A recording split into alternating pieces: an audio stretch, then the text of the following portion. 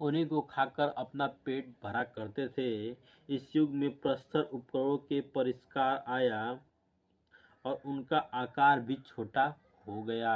जी हाँ, इस मध्यवर्ती काल को उत्तर पसार युग या मेसोलिटिक एज भी कहा जाता है। आपको पता होना चाहिए, इस मध्यवर्ती काल को उत्तर पसार युग या मेसोलिटिक काल भी कहा जाता है।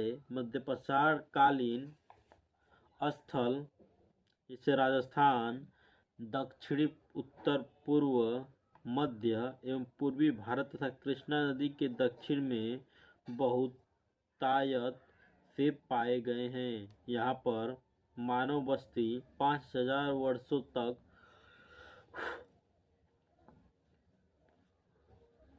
5000 वर्षों तक रही है।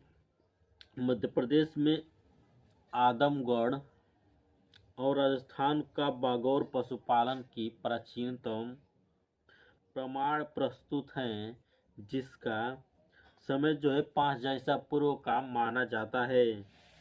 मध्य पाषाणकालीन महादहा उत्तर प्रदेश के प्रतापगढ़ जिले से बड़ी मात्रा में हड्डी एवं सिंह निर्मित उपकरण प्राप्त हुए हैं। चलिए हम लोग जान लेते हैं नवपाषाण काल के बारे में, जिसे हम अन्न उत्पादक युग भी कहते हैं। यही नवपाषाण काल में मानव ने अन्न का उत्पादन करना सीख लिया था। विश्व के संदर्भ में नवपाषाण युग को हम लोग नियोलिटिक एज का आरंभ भी कहते हैं, जो 9000 ईसा पूर्व में आरंभ हुआ, लेकिन बलूचिस्तान के मेहरगढ़ में एक ऐसी प्राचीन भारतीय बस्ती संप्रति पाकिस्तान मिली है जिसका समय 7000 ईसा पूर्व बताया जाता है। जी हाँ, इस युग के लोग पालिशदार पाषाण हथियारों का प्रयोग करते थे। वे विशेष रूप से पत्थर की कुल्हाड़ियाँ प्रयुक्त करते थे, जो देश के पहाड़ी क्षेत्रों में पाई गई है। नवपाषाण युग के निवासियों को सबसे पहले अन्न उगाने का श्रेय जाता है। कृषि कार्य की प्रक्रिया में वे पत्थर की कुदालों एवं नुकीले पसार डंडों से जमीन तोड़ते थे।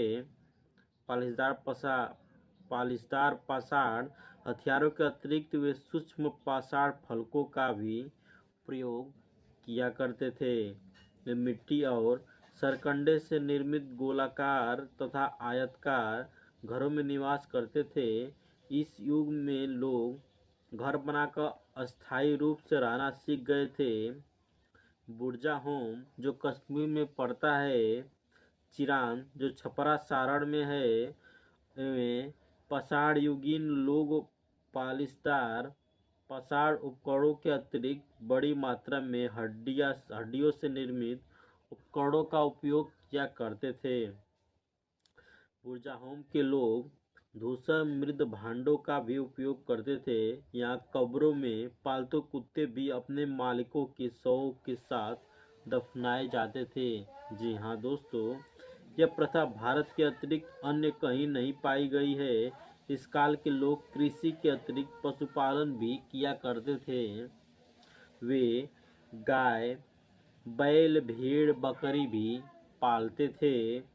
मेहरगढ़ में नौपसाड़ी लोग गेहूं, जौ और रुई उपजाते थे, जबकि इलाहाबाद के पास कोल्डी हवा से चावल उगाने का प्रमाण मिलता है। जी हाँ दोस्तों, इलाहाबाद में है एक स्थान जिसका नाम है कोल्डी हवा। वहाँ से हमें यह प्रमाण मिलता है कि सच में उस समय के लोग चावल उगाया करते थे। नवपाषाण कालीन अनेक अस्थायी निवासियों को कृषि कार्य के कारण अनाज रखने तथा पकाने, खाने और पीने के लिए बर्तनों की आवश्यकता महसूस हुई। अतः कुंभकारी सर्वप्रथम इसी युग में परिलक्षित होती है। यहाँ आरंभ के हाथ से मृदभांड निर्मित होते थे। बाद में मिट्टी के अधिकांश बर्तन चाक पर बनने लगे।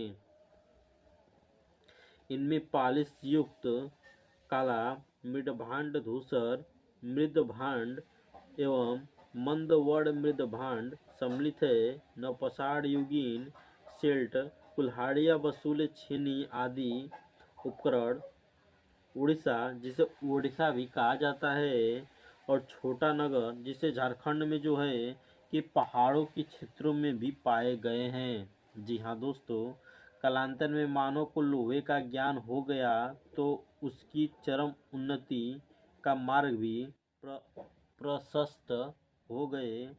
लोहे के फल से युक्त हलों के कारण मैदानी इलाकों में वनों को काटकर खेत बनाना और गहरी जुताई करना संभव